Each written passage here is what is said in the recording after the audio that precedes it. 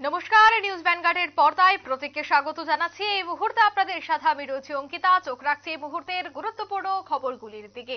সামনে রয়েছে লোকসভা ভোট, তারই আগে এবার কল্পতরু মোদী সরকার। বিভিন্ন ক্ষেত্রে কিভাবে সাধারণ মানুষকে খুশি করা যায় তার জন্য একাধিক প্রকল্প, একাধিক বিষয় নিয়ে এই মুহূর্তে হাজির হচ্ছে দিল্লি। খবর যে লোকসভার আগে আরো অনেকটাই সস্তা হতে যাচ্ছে ইলেকট্রনিক। বিশেষ করে আরো ভর্তুকি দিচ্ছে কেন্দ্রীয় সরকার। তেল নয়, ইলেকট্রনিক গাড়িতে এবার জোর দিচ্ছে দিল্লি। বহুদিন যাবৎ দেশবাসীর একটা আশা, একটা আকাঙ্ক্ষা ছিল যে কবে নাগাদ ইলেকট্রনিক গাড়ি দেশে আসবে। এবার কেন্দ্রীয় সরকার দিল্লি সেই ইলেকট্রনিক গাড়ির উপর জোর দিচ্ছে। সে বিষয় নিয়ে আমি বিস্তারিত জানবো। টেলিফোন লাইনে রয়েছে নিউজ ভ্যানগার্ড প্রতিনিধি সুপ্রীতি মুখার্জি। সুপ্রীতি, লোকসভার আগেই সস্তা হচ্ছে ইলেকট্রনিক, অন্যদিকে ইলেকট্রিক গাড়ির উপর এবার জোর দিচ্ছে কেন্দ্রীয় সরকার, কি বলবে? একদমই তাই। দেখো, ইতিমধ্যে এই যে অন্তর্বর্তী বাজেট পেশ হলো, সেই বাজেটের দিকে একটা কোথাও কি নজর ছিল দেশবাসীর। কি বাজেটের আমরা দেখে থাকি যে বিভিন্ন ইলেকট্রনিক্স জিনিসের ছাড় পাওয়া যায়, মোবাইল ফোন থেকে শুরু করে যে কোনো গাড়ি ঘোড়াতেও একটা ছাড় থাকে। সেই জায়গাতে দাঁড়িয়ে অন্তর্বর্তী বাজেটে যেহেতু সেই সমস্ত কিছু পেশ হয়নি, তাই পূর্ণাঙ্গ বাজেটের দিকে কিন্তু এখন নজর রয়েছে দেশবাসীর। তবে তারই মধ্যে এবার ইলেকট্রনিক যে গাড়ি, সেই গাড়ি আরো সস্তা হওয়ার খবর উঠে আসছে সংবাদ সূত্রে, এবং সেই সঙ্গে আরো ভর্তুকি এবং বাম্পার অফারও দিচ্ছে কেন্দ্র বলে ইতিমধ্যেই জানা যাচ্ছে। এবার যদি কি কি অফার বা কি কি থাকছে এর মধ্যে যদি বলতে হয়, সেক্ষেত্রে দেখো, ভারী শিল্প মন্ত্রক বৈদ্যুতিন যানবাহন স্কিমের দ্রুত গ্রহণ এবং উৎপাদনের দ্বিতীয় পর্যায়ের জন্য আর্থিক ব্যয় ১,৫০০ কোটি টাকা থেকে বাড়িয়ে ১১,৫০০ কোটি টাকা করেছে।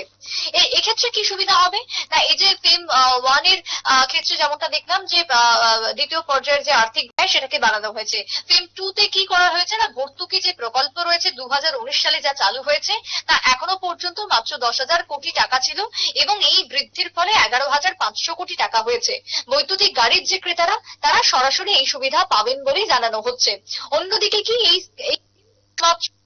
২০২৪-এর ৩১ মার্চ পর্যন্ত চালু থাকবে।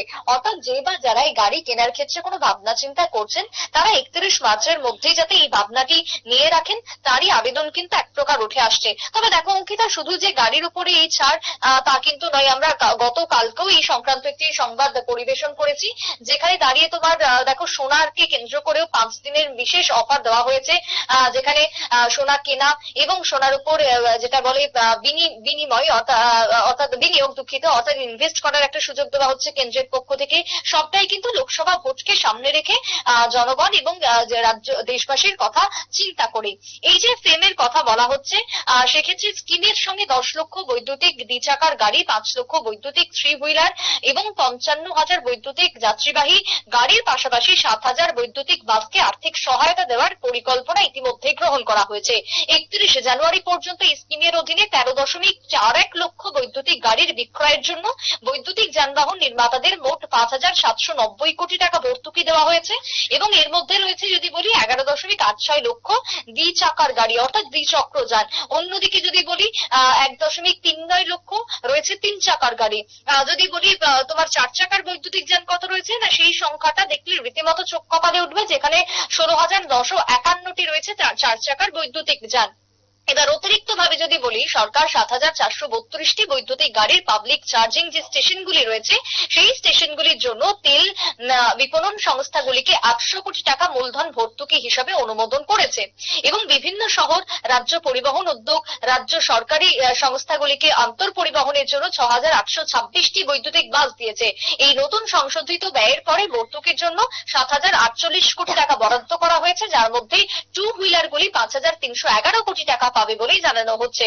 অর্থাৎ সব দিক থেকে দাঁড়িয়ে অনুমোদন, ভর্তুকির যেরকমটা বৃদ্ধি করা, ভর্তুকির ক্ষেত্রে যেরকমটা ছাড় দেওয়া হচ্ছে বা বাম্পার অফার রয়েছে, তার সঙ্গে সস্তা হচ্ছে ইলেকট্রিক গাড়ি, এবং সেই গাড়ির দামটাই কিন্তু, দাম থেকে শুরু করে কবে কবে এই ছাড় থাকবে সে কথাই কিন্তু কেন্দ্রের পক্ষ থেকে এক বিশেষ বিজ্ঞপ্তিতে জারি করা হয়েছে। অঙ্কিতা, একদমই ধন্যবাদ সুপ্রীতি। ইতিমধ্যেই কিন্তু তেল নয়, ইলেকট্রনিক গাড়িতে জোর দিতে যাচ্ছে দিল্লি। লোকসভার আগে কল্পতরু দিল্লি, কিভাবে বিদ্যুৎ সস্তা করা যায় তা নিয়েও চিন্তা ভাবনা করছে দিল্লি সরকার। নিয়ে নিচ্ছে ছোট একটি বিজ্ঞাপন বিরতির সঙ্গে থাকুন।